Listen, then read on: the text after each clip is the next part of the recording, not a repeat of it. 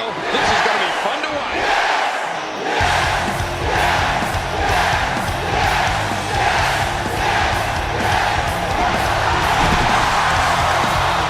Get out of 2016.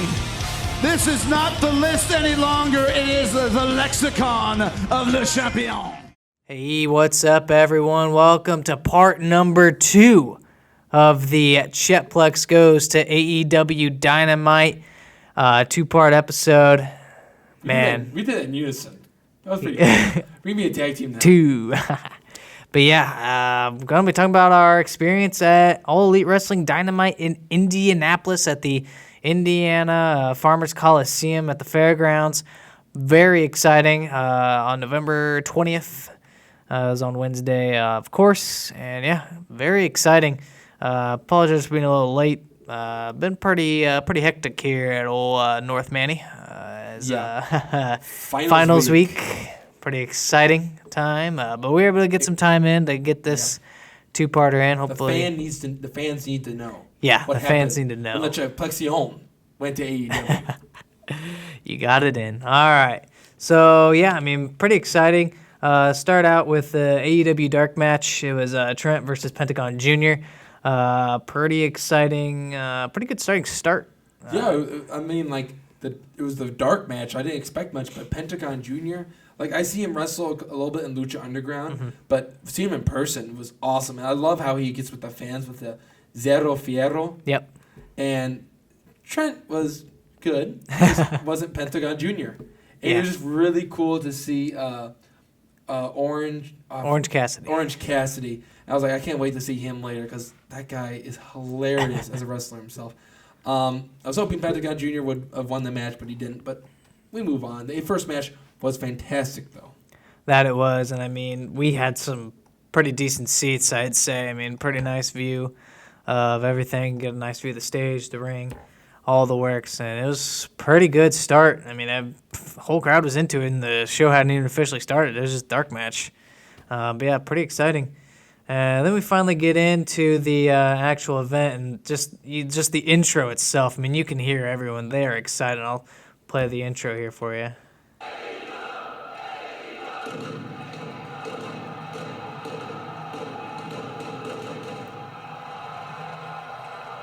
I mean, you can tell everyone's just really happy to be there. It's pretty awesome. It is pretty awesome. They were wound up and ready for some wrestling. That they were. And they got a pretty nice start. I say they, but I mean we got a pretty nice match to start out with. Ray Fenix and Nick Jackson. I mean, this match was pretty sweet. I have a couple of funny stories about this. My parents, I told them to record it in case we were seeing, and they watched this first one, and they go, that match was really good. My mom was all excited for it, but then my good friend that was a wrestler for a small time, he says that Ray Phoenix might be the most underrated wrestler on the AEW roster. Oh, definitely. I was like, after watching him wrestle Nick Jackson, I totally agree. That was a great match. They had that segment where they would counter each other or do the same thing. I remember turning to you and going, their chemistry is on point. Oh, yeah.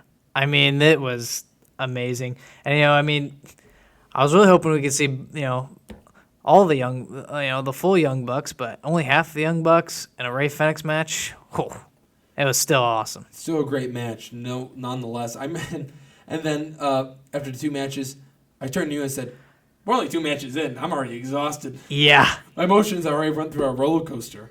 And, I mean, the second match, you had Hikaru Shida and Dr. Britt Baker. Yeah, it was a pretty good match. Pretty good match, like you said. I mean, definitely fun. I mean, the women in AEW, I'd say, are a different breed than WWE, and I think it's good. Yeah. Well, I thought it was funny when Brett Baker, her nose was bleeding during the match. Yeah. And the guy behind us said, Adam Cole's not going to like that. Yeah, but I mean, like, just the women in AEW, I mean, like, and WWE is kind of having this problem of they had the Women's Revolution and the Evolution, and now it's like, it seems like for some of them, they're trying to get back to divas. I'm going to name drop Lana. Yeah, we don't need to get into that. You can check out the 20th episode of Chet-Plex if you want to hear our opinions on that one. But yeah, it's AEW is doing something right, and I would not be surprised if within maybe a year or two we possibly get maybe some intergender stuff. Yeah, I could definitely see that. You're right. They are a different breed than some of the women on WWE. Like you said, Lana. And I mean, I think it's a very good dynamic as far as the women's roster goes compared to NXT. I mean, with NXT, you've got Shayna Baszler, you got Rhea Ripley, you got Candice LeRae, Dakota Kai, you got Toni Storm UK. That's a really great dynamic. Oh, yeah. Well, then also, like, the main roster, like, the women on the main roster. Bayley, Sasha, Charlotte, Becky, of course. Can never forget her. The man.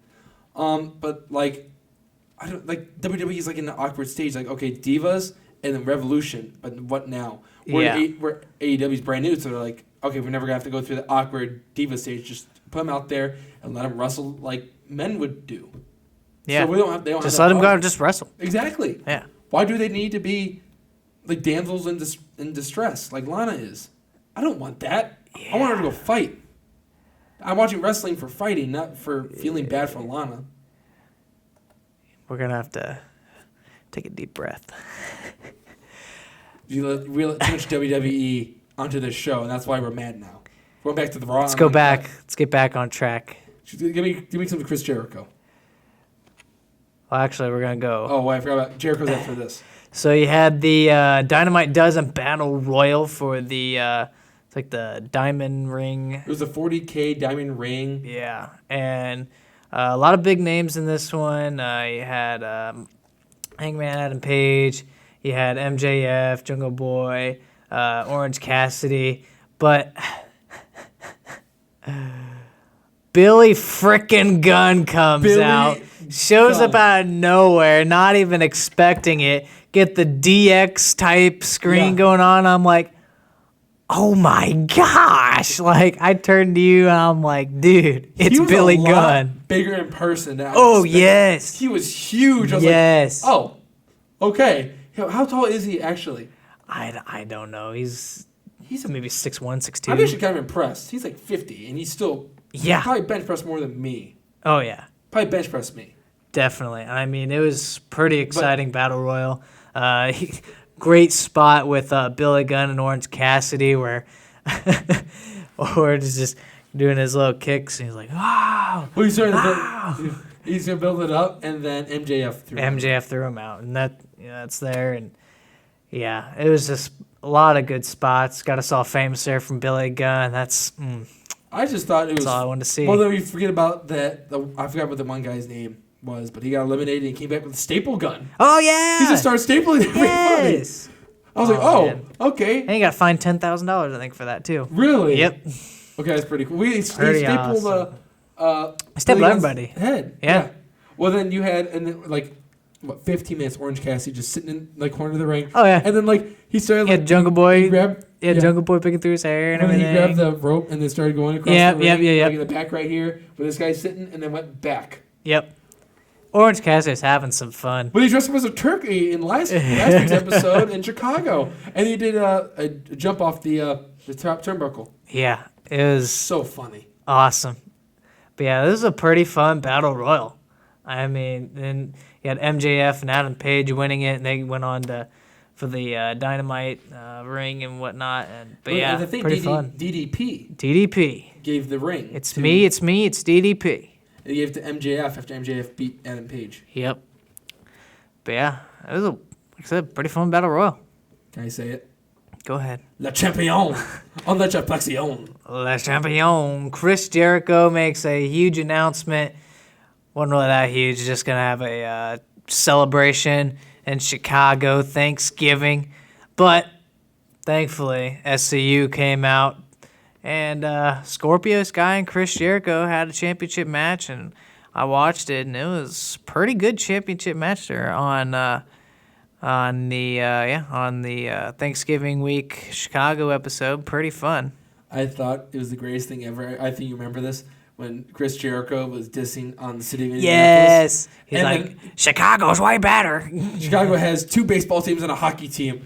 And I felt bad because, as you can tell, I'm from the Chicagoland area, so I'm sitting there clapping like, yeah, Chicago! I'm just sitting there like, dude, stop. Well, I bet you I got a lot of dirty looks. I just didn't look up. And like before he came out and everything, they had a backstage scene, and he's talking trash about the Indy Fuel and all that. Well, I was so excited, but then they kept cutting out. Yeah, the audio kept cutting out. Oh, then you kept seeing him making fun of people, and then it was, You couldn't hear it. like the one part we did get is he made fun of the small guy that goes with Jungle Boy. Yeah. What's his? I don't remember his name. And he was making fun. He was like, "You wearing a shirt, kid? It's cold out here. You're gonna get sick." He's like, "I'm 30." It's like, when were you born? He's like, oh yeah, he's 30. Like, it's just so funny. But and then you had Luchasaurus come out after Jack Hager and SCU and Chris Jericho fight, and then Dustin Rhodes comes out. Yeah. Oh man! And you can tell he's still wearing that cast on his left arm or his wrist. Is it a wrist injury? We'll say everything. Yeah, there's a little bit going on everything down there. But yeah, pretty fun segment there with And the Jericho. funny part is that's the only Rhodes we thought we were going to see. Yeah, it is. I was not expecting another surprise. Didn't expect Billy Gunn. Wasn't expecting Dustin. And now, well, coming up in a sec, we'll say the other surprise. But Luchasaurus then came out and did some stuff. 30-second match. And you had Santana and Ortiz in their match. You're saying that the Luchasaurus match was 30 seconds? It was about 30 seconds. Dude, we walked up the stairs, and they were still walking down to the ring. I went to the bathroom, and I was still in the bathroom by the time he already won. I never saw the match and how it ended or anything yet. I just remember hearing the guy hit the mat, and 1, 2, 3, and the match was over. Yeah. And then you had the Santana and Ortiz tag match.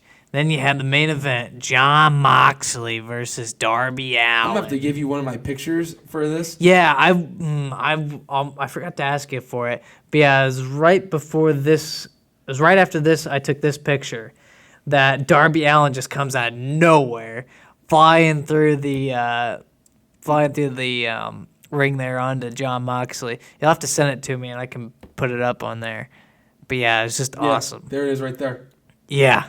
I mean, like, you got it midair. There's a brief, like, you can see it. Like, you can definitely see that's Allen, and then there's Moxley. And that was pretty cool. I was like, oh, I didn't mean to get that, but I did anyway. Yeah.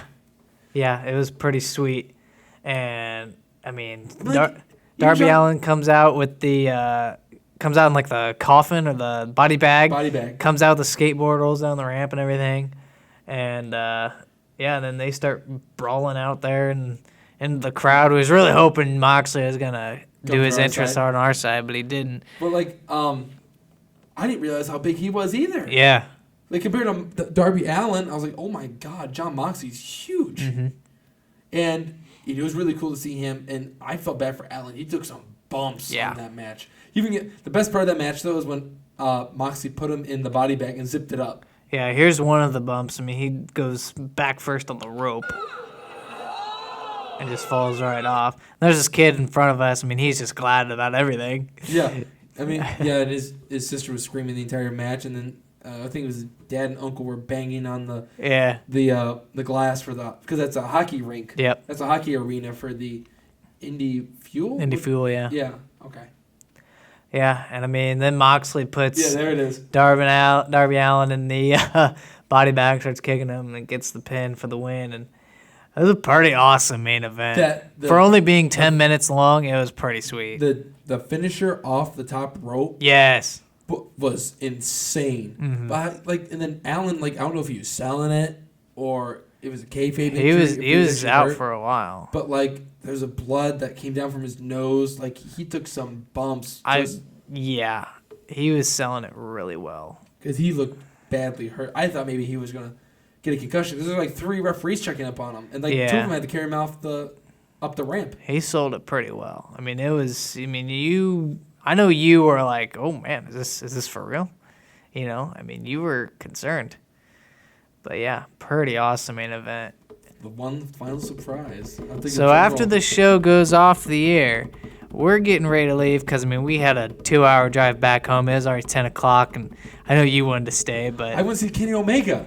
I know. I'm sorry. But, you know, so we're starting to go up the ramp, and all of a sudden, Cody Rhodes comes out, and, oh, man. You got the sign. I'm glad you got the sign. Cody Rhodes comes out, talks about how it was an awesome night, says that they're going to be back in Indianapolis for another event, maybe even a pay-per-view. Who knows? That'd be exciting. I know we're going to try to get there and see it. But, yeah, and he notices the sign up front.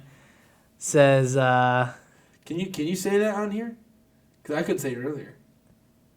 Says the DX words and then Vince. And I mean, it's just the awesome sign. And Cody, he said the same thing that we say. He's like, guys, look at this sign. I really wish I could say something about this sign, but I can't. Because, like, it's just an awesome sign.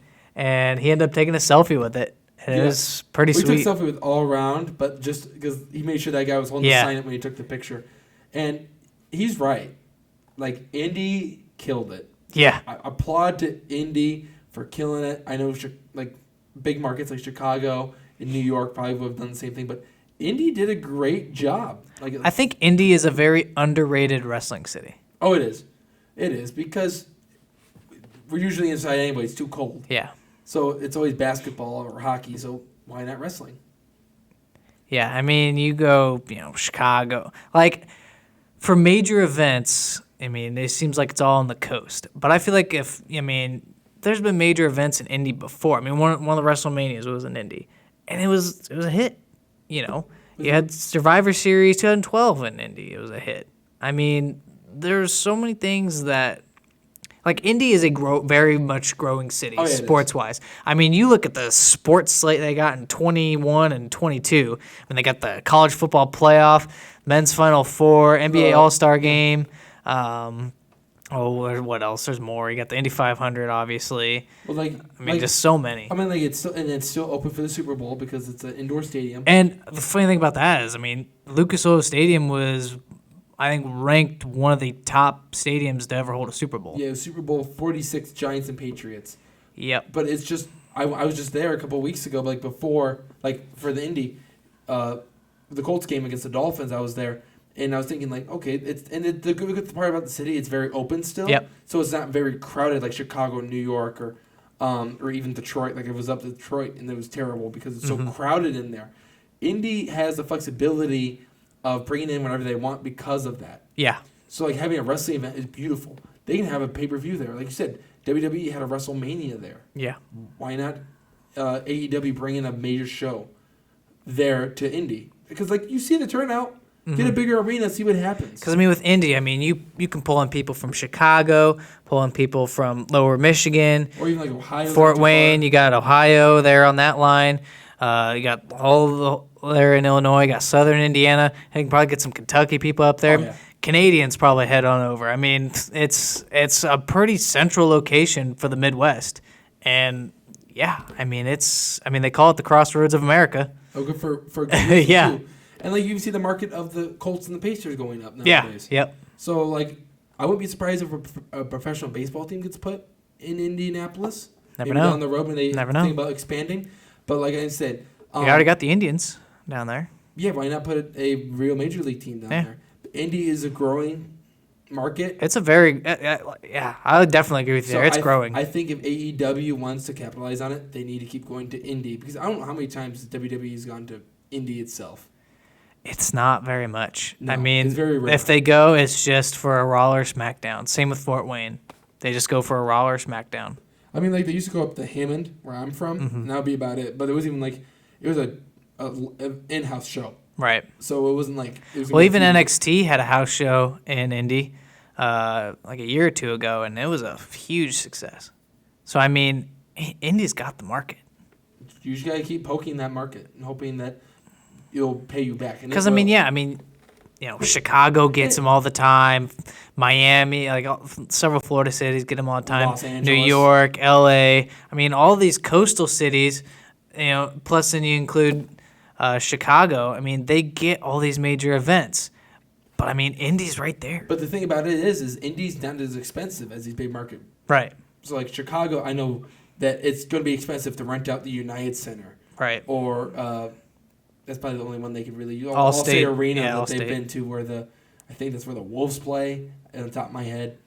But Indy is probably as expensive because most of them are minor league teams, and like you said, it's just a handful of professionals. It's just two professional teams. If you want to do like a major WrestleMania type event, Lucas Oil holds like 90,000 people. Well, then you even like there's a little spot that you take some of the ads out and then put on put more seats in. Yeah, and I mean you got Bankers Life is a pretty decent venue, and I mean it's all right in one area really. I mean you got the convention center there that's connected. Pretty much underground, you can get to anywhere you really need to go. And I mean, you got, like I said, you got Bankers Life, Lucas Oil Convention Center. You got the Indians diamond over there as well. I think it's Victory Field, if I remember. Yeah, Victory right. Field. Yeah, so I mean, it's all in one location. They can do anything they want. Yeah, I totally agree. Yeah, I mean, it was like I said, huge success. I know we were really excited to go, and really fun experience for us. I mean. Gosh, I mean, it's kind of speechless a little bit. It's just how excited. I mean, for me, that was my first ever live show. Yeah, for me too. Like I've been in house shows, like I said, but it's not like okay, this is gonna be recorded and actually matter to the story. The only disappointing thing about this AEW event was the chicken tenders I bought. They're terrible. I don't blame AEW for that. No, I don't blame you for that. The chicken was not good. It was dry. It was like a bad turkey on Thanksgiving. But other than that, I love the show. We're going to have to bother Professor Case about going again. Yeah. When they come back to Indy. Definitely. And hey, maybe even if WE goes to Fort Wayne or Indy and, maybe try to get that and maybe get both sides of the story. I mean, we've only been to AEW, I mean, we know what WB's product is on screen, but we don't necessarily have that experience of being there. Right. Like AEW, I mean, going into Wednesday the 20th, I had a different idea on what AEW was. After leaving it, man, my whole experience has changed. I mean, it's a completely different experience when you actually go and see it live. It is because like you were in there, you're in the environment. That's the best thing. Like college football is the same way. Like you watch college football on TV, but then you get to the game and you hear the fans, and then you hear the band playing every time your team scores. It's a different experience. You are proud of being a fan at that point, and that's what you're feeling. Is that you're proud to be an AEW fan, to be a wrestling fan in general. Definitely. I mean, it's a whole nother experience. It's amazing. But yeah, pretty fun show. I mean, I had fun. I know you did. You know I did. You know I did. Yeah, it was really exciting. And like I said, hopefully we can do that again and maybe do another podcast on it. But yeah, really exciting. I think that's going to do it for us here on this part number 2 of 2 of La Chet-Plexion. La Chet-Plexion of our Chet-Plex Goes to Dynamite series. And looking forward to getting on Jan Term. Already got a couple topics lined up for Jan Term. We got John Morrison. The new Intercontinental Championship. Don't even get me started on that one. Kyle Busch won the 24/7 title. Did you see that? Yeah, I did see that. Oh, man. I legit NASCAR champ and WWE champ. Can't believe it. And his Tanner held it, too. He set up for the Boston Celtics. Oh, man. Pretty exciting. I mean, but yeah.